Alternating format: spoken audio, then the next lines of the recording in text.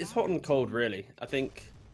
Oh, and okay, you got the Earthshaker, a really defensive hero. So, for example, against the Earth Spirit, it's very good at just kind of stopping that rotation and preventing that move. But no, I think yeah, Earth Spirit's kind of in an awkward place where he feels a little bit underwhelming. Where the amount of region you have in lane and the amount of like what you can do around the map, people are kind of able to freely move around. If you think about before the big patch, obviously not these smaller ones, it was you had a very static lane in terms of your safe lane. The five had to hug your one, but now because everyone has so many more resources and so much more ability to move freely without as much punishment, now you might see Earth Spirit return. But I think he's it's just an also awkward spot. yeah, he doesn't have the easiest time pushing out waves, right? Because until you get, I think it's level 15 is where you get the talent increases the roll damage. You can't actually clear waves either, and that's one of the things we see a lot of teams aim for. Is like, can my four farm early? Can they shove out lanes in a more dangerous location? It just doesn't fill that criteria. It feels like if you're not actually up in someone's face constantly with the Earth Spirit, you're doing it wrong. Yeah, the other thing as well, there were so many other position fours that kind of just had a stronger showing, right? So you have like the pucks and or maybe Tree when it first came out, it kind of shifted into a four. Then people are now playing Disruptor four, comboing with like the Naga and other stuns. Like there's so many other heroes right now that have just a little bit more oomph. But no, I really like the way that this Earth Spirit's been drafted into 10 this lineup seconds where remaining. you've got Slark Lich, obviously, they don't provide team fight, but they're annoying laning 5 heroes. You seconds then remaining. go for the Earth Spirit plus Batrider. That's gonna be a really solid lane. And your Earth Spirit is the hero that provides you the team fight and that initiate. The only issue is for Cyber Legacy is force have team fight on all of their heroes. So from yesterday, having no team fight at all in 3 games in a Red row, team or ban. like 10% of their draft having team fight. Now they've got everything in team fight. So it's again these adaptations from fours. It's yeah. I like both drafts, but again the Slark being countered by the Bloodseeker, especially with fours now potentially picking up a hero that allows them to go into the high ground and sets them maybe into that kind of mid game. Then yeah, 10 this could be seconds quite scary for remaining. Cyber Legacy because they only have a single core lineup as well, and your single core that you've shown 5 seconds is the one that's remaining. hard countered by the Bloodseeker. So Cyber Legacy need to pick up another core that isn't countered by this team fight that can buy that early BKB and be a bit of a nuisance.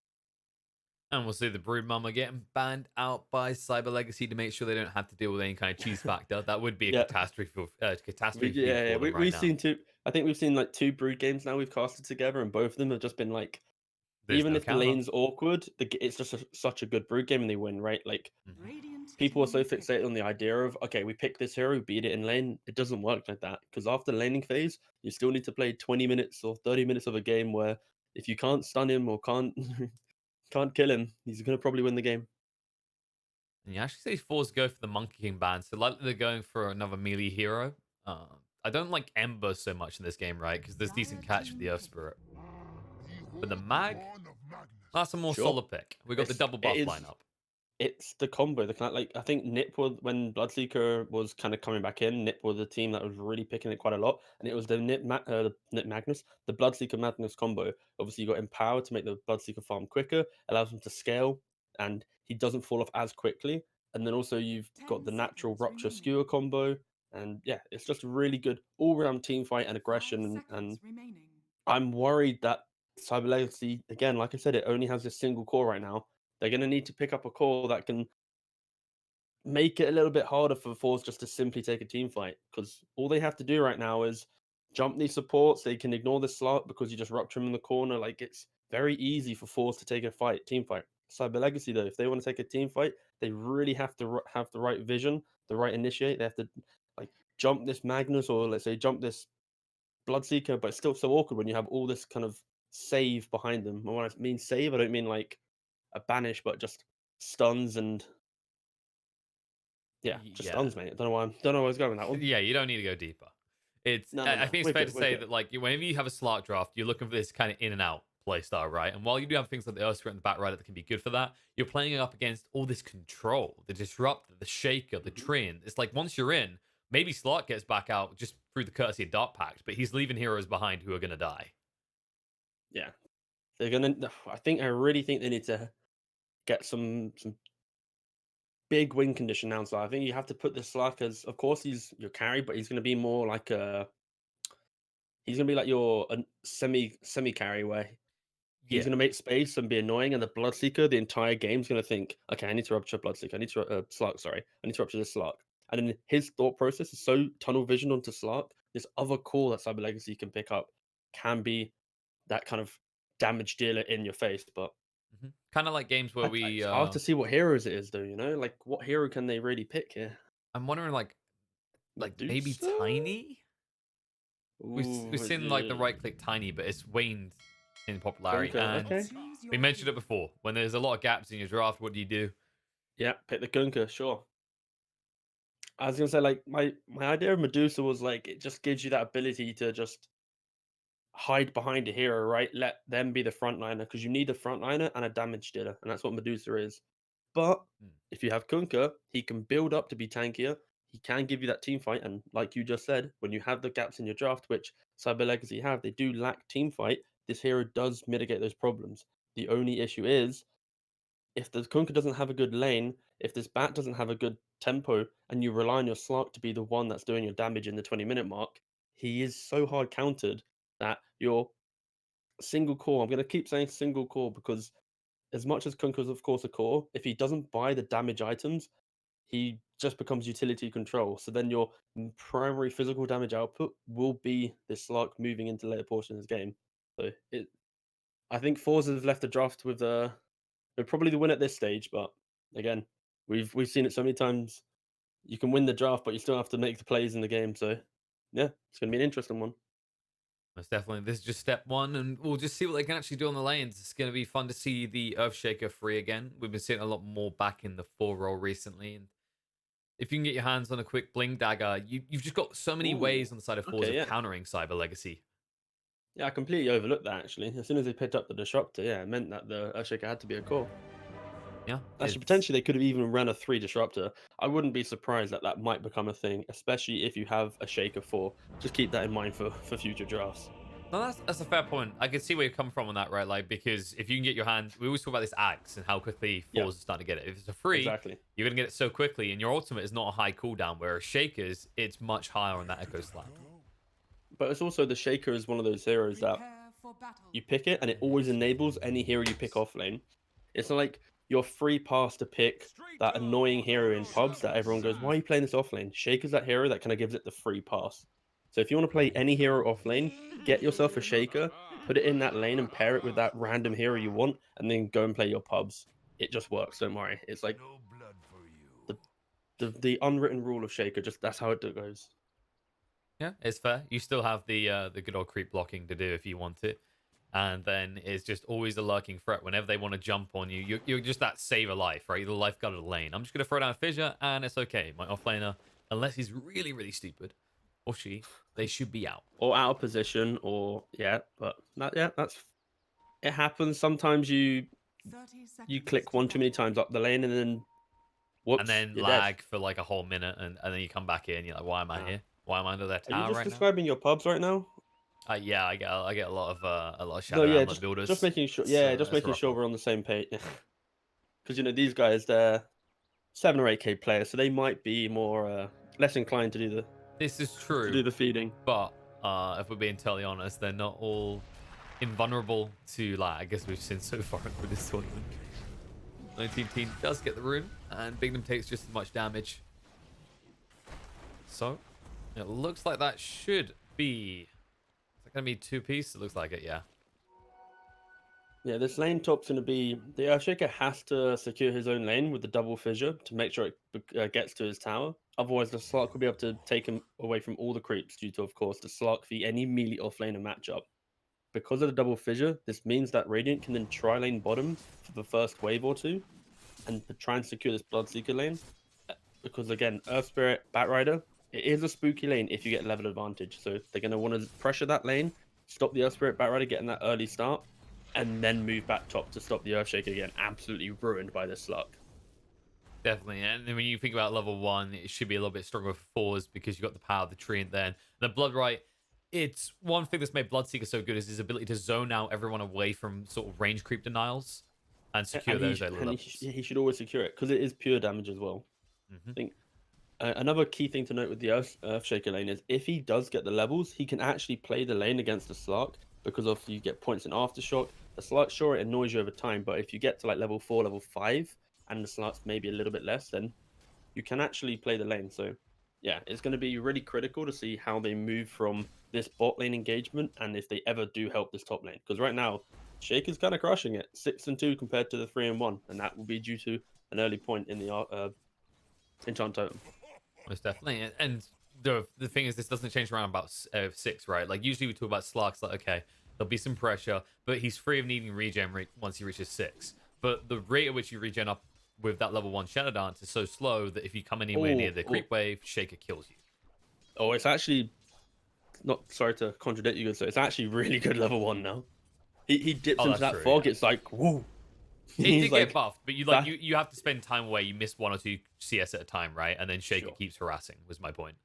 Yeah, sure. It's the overall trade-off, but I think it's that top lane will be. I think hopefully they go look at it soon, but it's the interesting lane out of all of them. Yeah, it's definitely about that. What I like is we've got 2 lanes that kind of race towards 6, where maybe a kill could happen because Kunkka and Magnus, these beefy boys, that are always going to club each other down to half HP. And they both have kill potential once they get their ultimates online. And it's the same. It's the skewer plays. It's the Magby melee skewer. Yeah. We haven't seen any kills yet, but there's potential if he hits the skewer. He'll bide his time. And they'll run onto Happy Diarara with the blood right down as well. The Frost Shield by himself a little bit of time, but they have full vision with the skills from the Disruptor. So they'll get the first blood, and Chu is actually the one that gets it. Thunderstrike, a frustrating skill still. When you look at these 2 tri-lanes, the Radiant tri-lane is a lot better than the Sty one. Like, Batrider needs levels. The Earth Spirit, he can roll in, but where's your damage from the Lich? When you have Tree Disruptor Bloodseeker, the Grasp, so much damage, and there comes the Skewer. Yeah, mate, you get this, though. Pikachu has the Fairy Fire. The Fire Hypno Tower is going to put him low and just enough damage. Oh. That was like 2 HP in it as well, I think. It was very close, but... Yep, Magnus v melee mid lane. You overstep your mark once and you're going to get skewered into that tower. And then now, all of a sudden, you've got the Mag with the XP advantage. So next time, you're looking at that play, you'll have the RP, but there won't be a boat counter from the Kunkka. Yeah, there is potential that there is an immediate overkill, yes. It's a bit tough to just rotate on the Magnus due to the fact that the RP, if 2 heroes come, great, that's a bonus. Let me get you both on the tower. And he's so tanky. It's not like you can burst him from 100 to 0 in 3-4 seconds. No. Both these lads in the mid lane, they're chunky boys. This will do just fine. No shame intended. And meanwhile, in this top lane, it is still pretty even. But now BZZ has that soul ring, so you can get a little bit more active with the spam. Yeah, this is the good part of the Shaker there. Like, comes in, slot comes in, instant. Oh. Vanskor stands his ground here. Bignum is the one that has to suddenly run because this Treant hits too hard to roll out just in time. Well, the final right click. Goes down to the final right click. So it's a 1-for-1 trade. Make it 2 as Chappie is also going to go to an early grave. Yeah, I honestly think that Cyber Legacy. It's so weird saying Cyber Legacy now.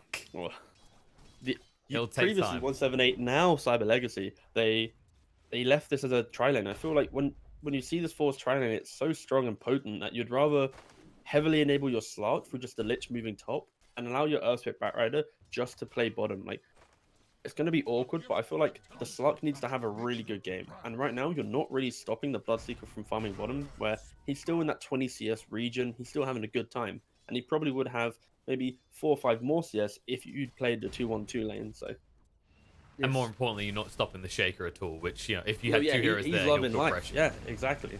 Chu trying to run away, being chased onto by Diarara right now, and they've split up the fight. They might try and reconvene on the back line as Vanskor gets separated. With those sticky napalm slows, it might just be enough to bring him down as he can't move quick enough. 19 actually has to be careful as well. He's just tickling them. He's like, stop hitting my tree. Tickle. Just like, hit me, hit. Oh, they already killed the tree. Yeah, then don't hit me, please. I don't like this anymore. Like, this lane's all about spell usage. Like, it's nothing. Like, right clicks won't be doing much. It's all about can we combo our spells in the right? See here, boop. And goodbye. Runs around. See you, mate. Appropriate tip given, and all of a sudden, Cyber Legacy able to actually punish the Bloodseeker finally. Invisibility. An invis rune on the Kunkka. I don't know. You don't really need to rotate with this. I mean, you could look towards top. Instead, he's just going to dangle around mid still.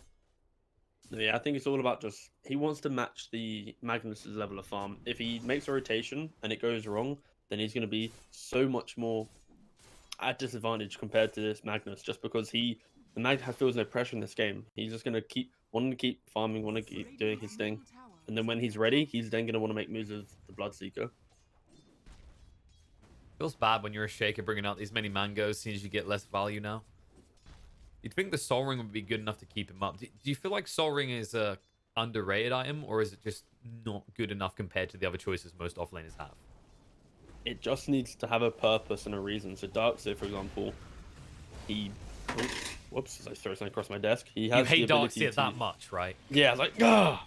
No, again. like, it's a good item, but you need to have natural regen and then a reason to be using it, right? So Earthshaker spams out his totem, so it's fine. Echo He's gonna get Slam. the mango. Ooh. Trying to do the damage. Diorara might die for this, but at least Plantimos should be able to get away. Oh no, but they the missed path the thing. vines. He went to the left side.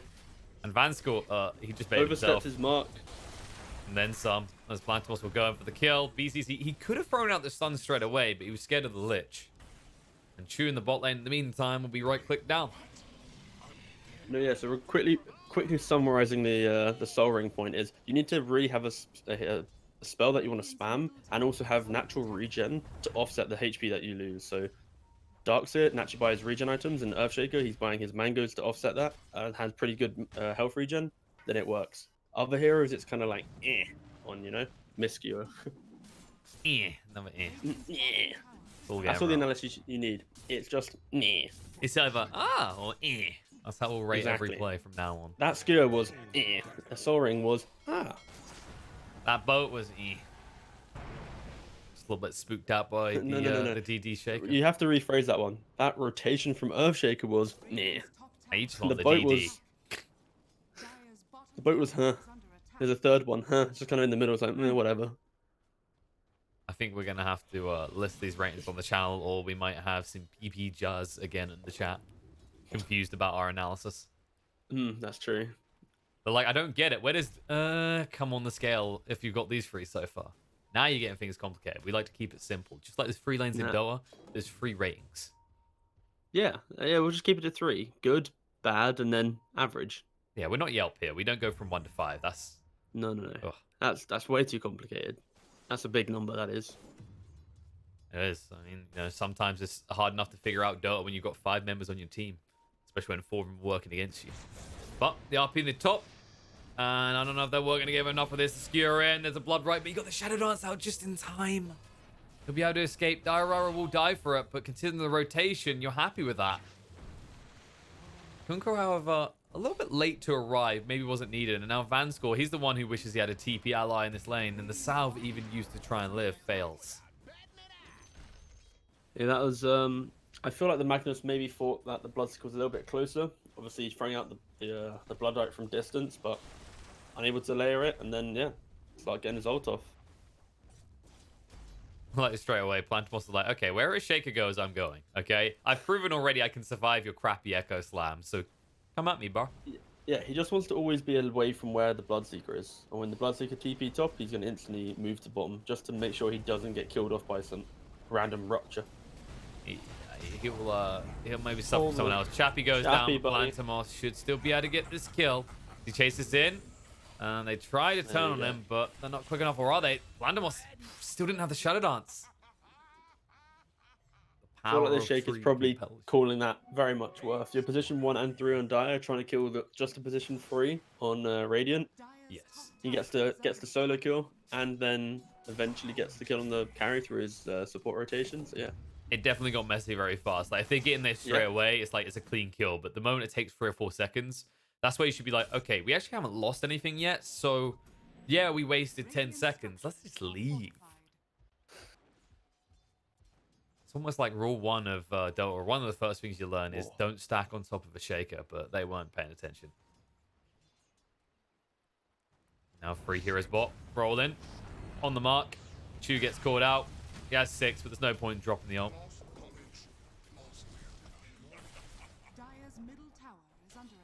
You're just trying to push out the lane. We saw it yesterday as well. It's like you always have this position 5 down here, just dying, just to try and keep this lane out. That was just kind of a lack of positioning rather than actually trying to push it out properly.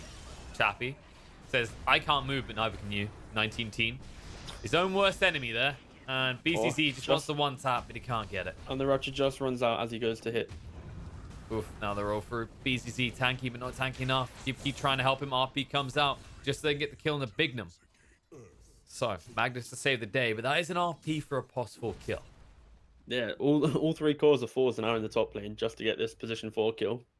But look how condensed the map is now for Radiant. They're all up in this top corner.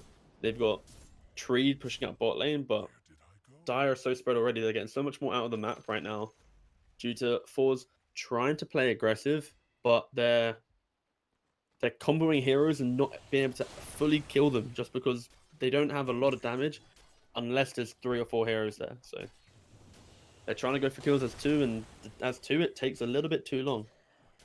And if you're struggling at this point to kill him off, just imagine how much worse this gets. Like, you're hemorrhaging a hero 2 at a time, and then the Slark will get a decent time on the defusal at this rate. Then he wants to fight. All of a sudden, you're going to lose 2-3 cores in each of these fights. Or potentially, then it boils down to forZe having to combo their spells correctly, make sure they get the Rupture on the Slark, and as soon as that happens, then fully commit to the rest of the team fight. So I still think even if this laning phase is a little bit awkward from forZe due to their like over rotation to try and get kills, they're still naturally countering the core on Dire. And there we go, he's dead, see? So no matter what happens in this first 12 minutes, as long as it's even, forZe will always be in the good spot. It's only if forZe continuously make misplays and fail kills and make their map small through their own usage of TPs, that's when Cyber Legacy will feel more open in the game and will be able to pressure them properly. It comes down to what we said before, right? It's like, yeah, you can get this great drop, but you have to execute. And as you say, if they're on point with their spells, then yes, you can take these fights. So if you look on the Cyber Legacy side, like, where is your play? It looks like Kunkka is on his way to a Radiance fairly quickly. Do you just try and pivot that as an advantage and start fighting straight away? Yeah, I think the timing in which your Kunkka gets Radiance and then your Slark goes for his defusal, that'll be your big timing to go make plays. We spoke about how Cyber Legacy needed another core, and Kunkka has to go for this Radiance build to become that core. The alternative builds he could have gone would have been quite underwhelming in this game, and they would have probably felt a lot of pressure leaving the laning phase. So if he can get this early Radiance, which he is doing, because he didn't rotate, that's critical. The fact that he's just played his own game, kept farming, it's going to enable him to have presence and to back up his Slark in these fights and make it that if forZe even correctly jump this Slark, there's still a Kunkka to deal with, and there's a lot of like the save through the Earth Spirit kick. You've got the Lich armor, the Batrider initiate. There's still a nice amount of like fight for Cyber Legacy to play around. It's just, can they partner up the Slark item timing and the Kunkka item timing to punish forZe right now? And that's kind of the difference in the comparative, right? You said that Kunkka didn't gank, but of course Magnus, he tried that, and it didn't really net him ridiculously big gains. It was always these small kills and supports, and it still cost them something. Yeah, and Kunkka just there, he's now like 500 gold away from the Radiant, so it looks like that the item timings for the Slark and Kunkka will be aligning.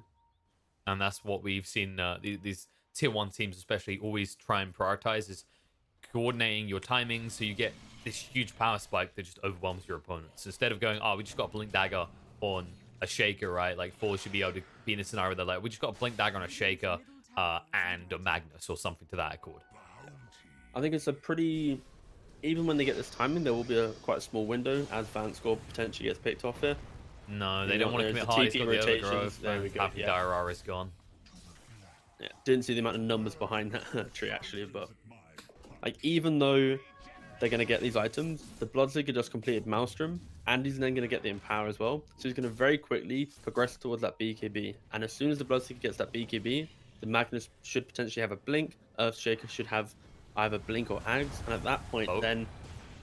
19 team. Well, he's going to struggle to get to it at this rate. Almost dead, and he should take out to the Magnetize. Bloodright to try and split up the fight a little bit, but does that work in your favor? Bignum on the side. There's the Overgrowth connecting on the 2. Skewer across into the RP, keeps him together, and should be able to run him through. But the Chain Frost coming in the Echo Slam. BZZ trying to buy a little bit of time. That Chain Frost not bouncing favorably. Will finally come back towards Gibkey, but Happy Diarara is way too close. And Chu is trying to mess with the fight a little bit. Gets rid of the Batrider. There's a glimpse. And that was a little bit too close for comfort. RNG works in forZe's favor because that Chain Frost had gone the wrong way. Or the right way for Cyber Legacy, then we might be looking at a 3-for-2 trade instead. That fight was, I feel like it was a little bit too early from Cyber Legacy. The Slark was just about to complete his Diffusal Blade, and that's why he didn't join the fight. Because he wanted, it's coming out in his career. If they'd waited maybe 30, 40 seconds, then that would have been a perfect fight. The Bloodseeker had wasted Rupture onto the Batrider, and the Batrider had been able to TP home and use Boots of Travel to get back into the fight. So if they were able to prolong that by 30 seconds, 40 seconds, Slark would have been able to join in, and that would have been most likely a teamwork from Cyber Legacy. Chappy, forced to do something here. Roll in. BCZ Slark doesn't TPing have in, the though. This will be the anymore. Diffusal reveal right now. Exactly. So no escape for the measly little shaker. He is tanky. He has no way of countering this anymore. You can just waste their time a little. Chappy with the yoink. Just stun, stun, stun, stun. Sense of irony sets in Shaker's eyes. As they get that kill, they should now be able to push in for this tier 1 tower. Although I imagine they're a little bit hesitant always of this Treant, as they should have Overgrowth again soon. Dire's structures are fortified. And yeah, straight away the TP in. Radiant's bottom So they definitely have the tower numbers is now under that attack. Chappy's arrived back in the bot lane. You can already see that they're scouting through the trees while Treant hides deeper. Gipkey is almost onto that BKB now. Yeah, it is going to get a little bit scary when forZe get these BKBs out, because they rely on the Radiance to miss chance during the RP to survive the RP. They rely on the Lich ult. They rely on the Slark being able to freely move around the fights. And when you have 2 cores on Radiant that have BKBs and don't care about this limited control that you already have on Dire, then it gets a little bit spookier. But I think one of the key things to note in this type of game is when you have a Slark against Bloodseeker, you just have to play a little bit more reserved. You can't be the one starting the fight. You have to wait for someone to initiate. Luckily, you got Batter of the Earth Spirit. And during the fight, normally, let's say you commit for 10 seconds and go to a quarter HP. This time, you have to commit for, let's say, 6 seconds, and then you have to go to half HP. So you have to be a little bit more disciplined with how long you stay in the fight to make sure you never get low enough that you can't regen back up. Yeah, and one of the big boons for you in that situation is you always have this Kunkka with the boat run buff, right? That can give you that kind of boon, that opportunity to escape, even if you get RP'd and don't get the dart packed off. It's the kind of case where forZe has to throw everything on the Slark, or he could very easily just live to see another day. Yeah, I think it's going to be the next 2 to 3 minutes. It's who makes the move first. I feel like whoever makes the jump should be able to win the team fight. Because right now there's not the big BKBs up. Only Magnus has the BKB in the game right now. So as long as they could even jump the Magnus, as long as they get it pre-BKB. But yeah, I think this next fight is going to be very even. Who sets up correctly? In some ways, you just kind of try and find a way to kite the Magnus and go for the Shaker or the Bloodseeker first, right? Because he did go for this BKB Echo Saber, as opposed to the Blink Dagger after the Echo we've seen more often. Yeah, for sure. The Batrider can pretty much choose whoever he wants to go on. Oh, what's... Glimpse. They got the vision, and they're going to be going in for this. The RP is thrown out, the Static Storm as well. Everything on the Pikachu is not doing enough damage just yet, though.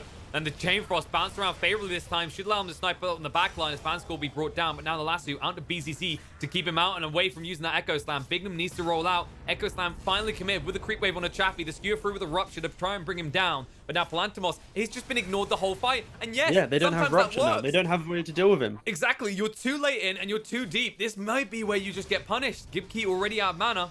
Sister Gaze to control him up. Happy Dara says, fine, I might die, but Plantimos clean this up. Being slowed down a little bit too much. The chase through the Blood Right to slow down the Slark. But the Diffu is out. 19-teen, however, barely feels it as he moves so goddamn fast. He will be able to get out. He didn't even pick up the bounty already. That would have been the extra BM play. Yeah. He's out. Yeah, very close, but that's basically how they need to be able to take fights from here on out. I think as soon as the Kunkka gets BKB, if they replay that fight every time, it'll be a Dire favored fight for now. Chew? Oh, what you doing? And Bignum as well. Alright. Questionable moments from both supports. Plantimos at least yoms up some more juicy agi, but yeah, this should have been the moment where the way that fight went, it looked like Cyber Legacy were kind of getting their own way, especially when they controlled the Shaker away from the fight. But yeah, exactly. But it's mainly that Cyber Legacy, their approach to a fight, it's a little bit more kind of rugged, where the Kunkka can front line. He just throws a boat out. Like, they just have to throw their spells out, and the Slark has to be the one making those critical decisions. forZe, though, like, their damage comes through the unity of their spells. They need to slam together. They need to RP layer onto a core and make sure they rupture the Slark and all these moves. And in that fight, it was like the Earthshaker slammed his target, the Disruptor threw a defensive ult covering his Magnus, who then used BKB, so the Disruptor wasted his ult. And, so forZe need to be together and make sure they use their spells at the same time. Otherwise, one by one, they will be able to get kills with them, but Dire's top they tower might is miss under certain attack. opportunities. But BKB pick up on Bloodseeker now, it's going to be another go for them. Like, Slug isn't there as BKB yet. Kunkka, most likely, I think, is about 1k gold away from it, if that. So, this is a strong timing for forZe. Once Yeah, Vanscore respawns. Yeah, that'll be the important part. Or do they even need to wait? The Shadow Dance has been used. They don't catch him with the Static Okay, yeah. Storm. Fissure He's as gone, well, he's trying to gone. block him in the BKB, the glimpse back as well. And on the back line, there's the Echo Slam. BCZ catching two in. And now, no, RP cancel for a moment. The BKB allows him to get it off. The triple kill already for 19 Teen, getting max value out of that first BKB charge. And Chappie will run for the high hills. It looks like he'll get out. But another costly engagement for all the side of Cyber Legacy as they lose their one true core, and that's Slark. Cyber Legacy just love going on this tree. You have this now bottom engagement, they go on it, and the fight that they took in front of their tier 1 tower quite much earlier, about 10 minutes ago, exact same thing. They spot a tree, they go on him, and then it's like the entirety of forZe just turn up. And this is what I mean about the lineup from forZe. Like, when they use their Dire's spells bottom tower is in under like attack. in combination, then of course it's really strong. You get that slam, then you pair that with then the RP after that. It's like they're gonna die. Slark initiated and got picked off by the Bloodseeker. Like, he commits so hard, uses his ultimate, but he's so out of position he can't get away from the fight. So yeah, it's better from forZe. Good rotations. Reaction into Vanscore, sorry. Yeah, I think the name of the game for Cyber Legacy right now is discombobulation, right?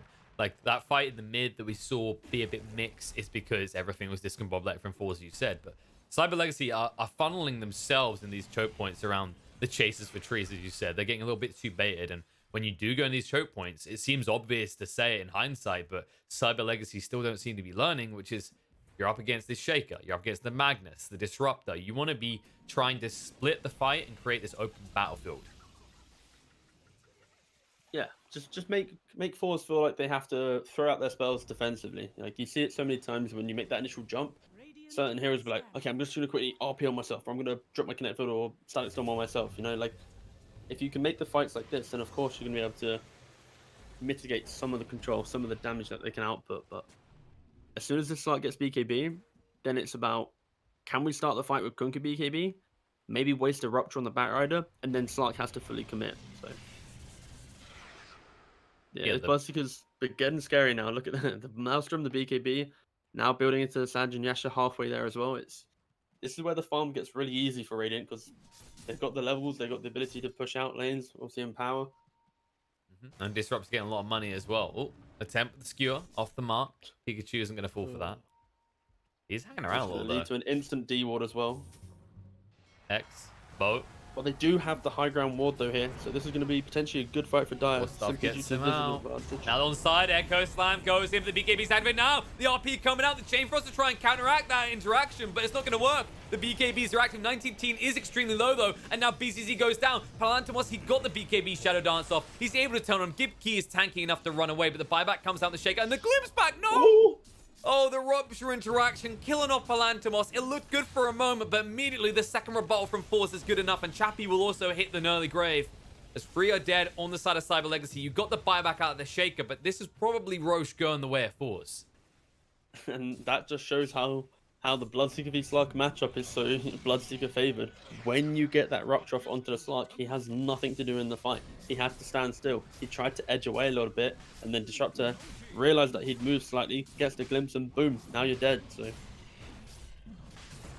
there's a painful matchup for the Slark. We've seen games where you mentioned it in the draft. now the ag's complete as well, by the way. On the Disruptor, yeah. He got quite a lot of money. He's up to like 6,000 gold, and that was enough afterwards. Yeah, exactly. This is getting scarier. If that exact fight plays out again, but with the Aghanims on Disruptor, they're gonna just melt. They don't get their BKBs off. They don't get anything off. They're just gonna be dying. So it's so critical that Cyber Legacy, they make sure that they play into their vision, into like a high ground area. If they take one of these fights in this kind of open field where they're able to get, like Radiant are able to get these kind of cleaner initiations off, like this Shaker finding these 2-3 man slams that he's found throughout the entire game, always been 2 to 3 man. And half the time, it's not even been him finding it, the 2-3. It's been 2 or 3 dire heroes running towards the Shaker and him just being able to slam on top of them. So it's It's finding that the approach to the fight. Yeah, it's that deception itself, right? Like, oh, Shaker, he hasn't really built these tanky items. He shouldn't be hard to kill. And then it's like over 2,000 health. Like, okay, actually, we've been baiting ourselves. This is a strength core. He does actually scale quite well in that department. And you can already see that they're tempted by it again. But Pikachu this time will back away. It's a little bit too deep. They're a little bit too discombobulated to go for it. And also, that's craggy coat on yeah, Shaker. that's what I was about to say. That's the other ridiculous thing here. How the hell do you even kill him in time anymore? I think the answer is you don't, right? You need a new target, like this Disruptor. No, I think you're still able to kill him, just because even though he's got the armor, you're going to be able to layer all your spells onto him. But it's then you use all your spells to commit to the Shaker, then what you have left to deal with the Mag or the Bloodseeker. So Sure, there'll be a stench of death on him, but it'll waft onto Cyber Legacy. That's why I was thinking that you've got to focus excellent. on Chew instead. Is under attack. Especially Yeah, now that yeah. he has that axe.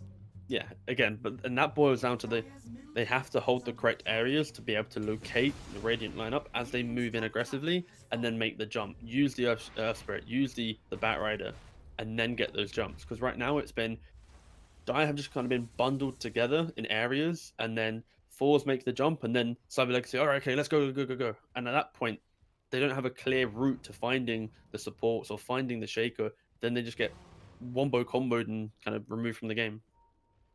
Indeed, and now the Tan Sliver being picked up on the side of forZe as well. So just look at these two. Look at the health on both of them. With the BKBs now, like Oh, you don't really burst anyone here. The Bloodseeker's just loving life of the status resistance right now. It's ridiculous. You're not going to lock him down. Mag is already too tanky anyway. You knew that much. Dire's middle tower is under attack. It's just becoming even more imperative that Cyber Legacy, they're quick finish on the Disruptor or the Trin, and then they're out. Preferably not the Trin, because we've seen it's actually the bane of their existence, as they spend way too much time trying to kill him. Yeah, it's Dire's bottom the we can kill the pos 5 and get out syndrome. The We can kill the POS 4 and not Captain even need to get Hindsight out. thing Is the name of the game on the other side, though. is under attack. click, click, click, click, and there we go. This is the thing we see from Earth Spirits a lot, though, right? Like, if your team's behind, Radiant this hero is a question mark. It doesn't have a place in the game.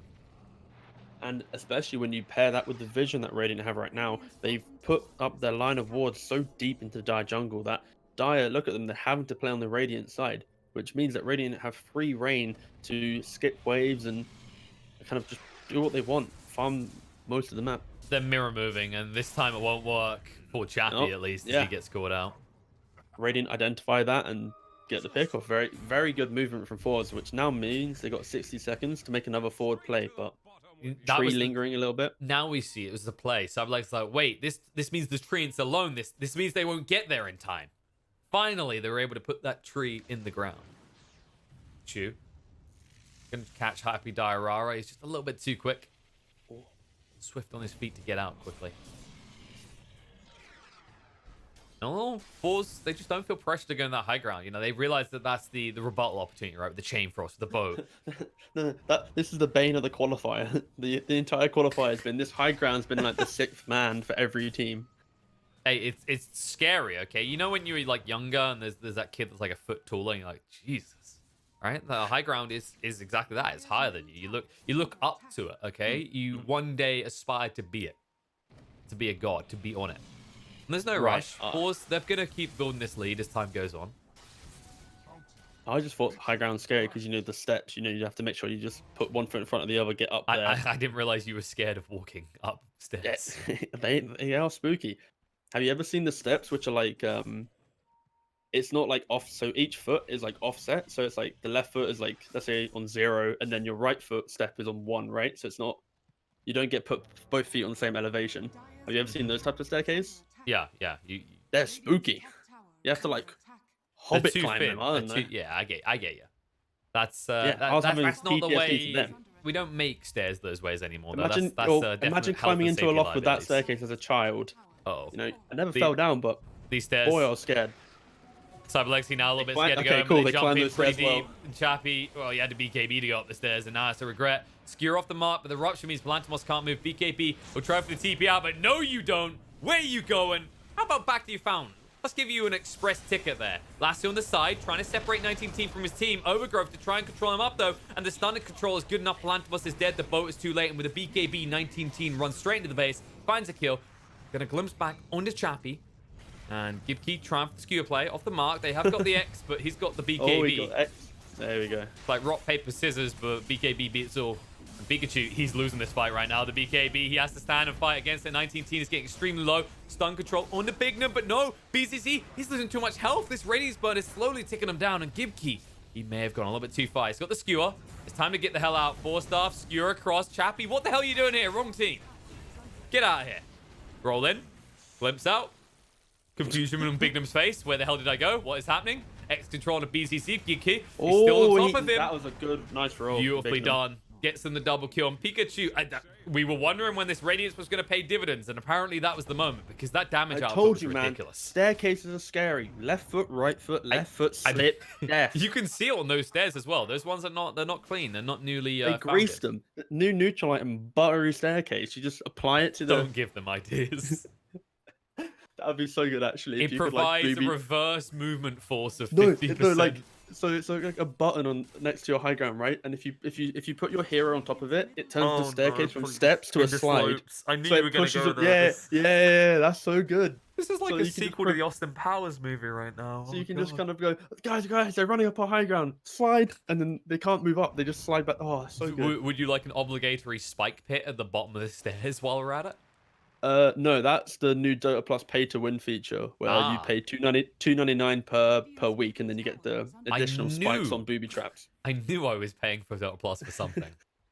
It's something good from Dota. Like the only thing Dota Plus is good for is literally hero levels and chat lines, right? Which is the same thing. Yeah, Other than that, or it's being kind a of like, caster, yeah. because Twitch loves to see the win probabilities. Pikachu with the BKB to stop the glimpse back, and 19 team. This game's control up, roll through as well. The bow won't be in time. He gets the BKB off. 19 team will be able to walk away. But the rupture has now been used and ran out. So they're in a bit of trouble because Blantimos trying to get goes to the free. high ground to get the X. Fans caught. The dust did reveal them, but then they got confused about which way the tree went. Yeah, they have to be careful though, because as soon as they use their big kind of team fight spells, if they linger here too long, the Earthshaker respawns, Mag respawns, then they get team wiped. Boom, that's now going to be Rex and most likely the game. So Exactly. That's the rough part about Dire these has to be movements. really careful. And I think, Oh, go ahead. sorry, I think one of the biggest concerns I've actually had in this game is you've got a Slark on your team, yet you've not been able to de-ward your own side of the map. I know that forZe have been playing quite aggressive, but look at this lingering vision Radiant have.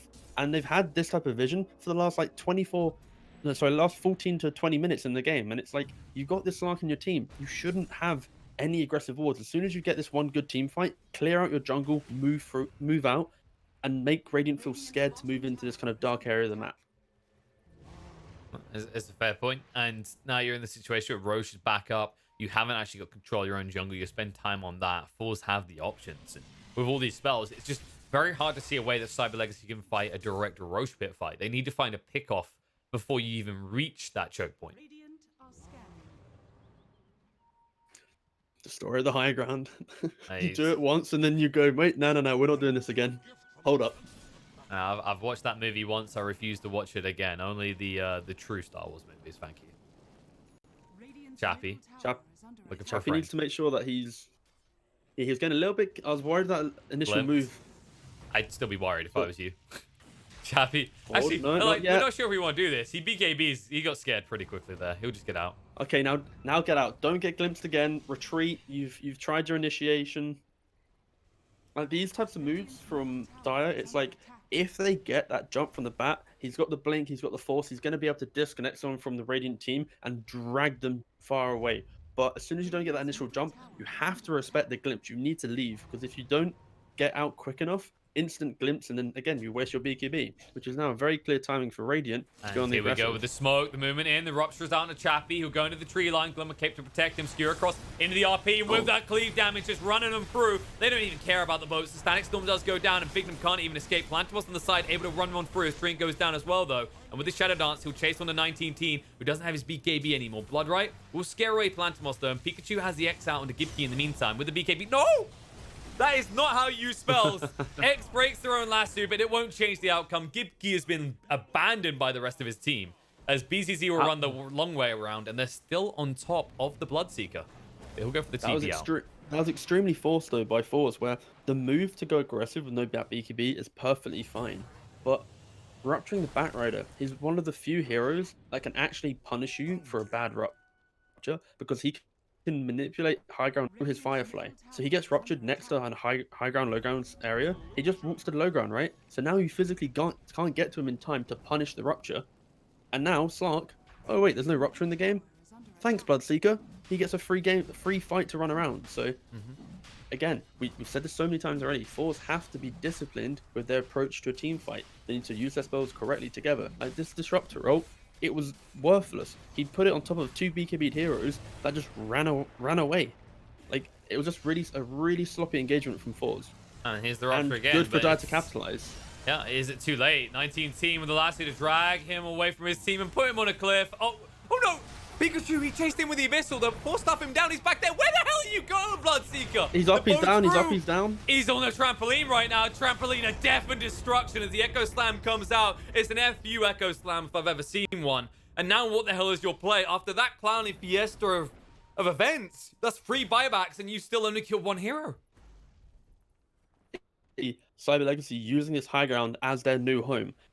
Like this is the best way that they could take any engagement in this game, is hold a high ground and watch forZe use their spells incorrectly. As soon as that happens, they punish it.